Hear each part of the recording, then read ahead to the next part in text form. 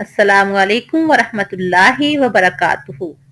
آج ہم جسمانی بیماریوں سے نجات کی دعا یاد کرتے ہیں۔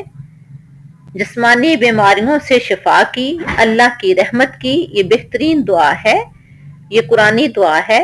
اسے دعائے حضرت ایوب علیہ السلام بھی کہتے ہیں۔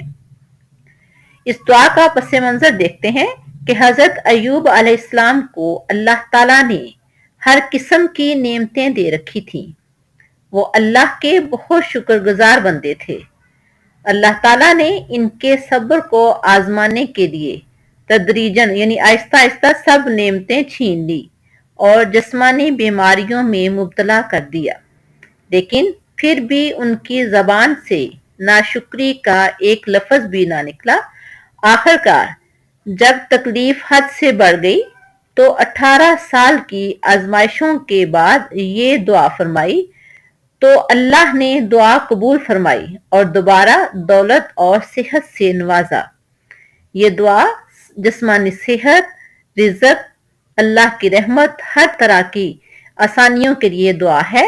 تو آئیے یہ دعا دیکھتے ہیں۔ سورۃ انبیاء کی آیت نمبر 83۔ دعا ہے ربی انی مسنی الضر وانت ارحم الراحمین۔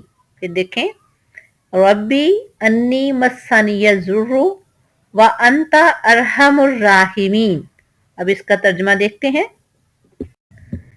اے میرے رب، بے شک مجھے تکلیف پہنچ رہی ہے اور تو سب سے بڑھ کر رحم کرنے والا ہے۔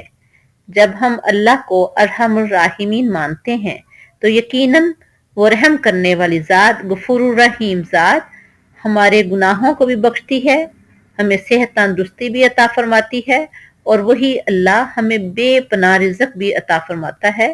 لہٰذا ہمیں چاہیے کہ ہم اللہ کی طرف رجوع کریں اور اللہ سے صحت تندرستی، زندگی، رزق، مال، ہر چیز ہم اللہ تعالیٰ سے ہی مانگیں۔ اللہ حافظ۔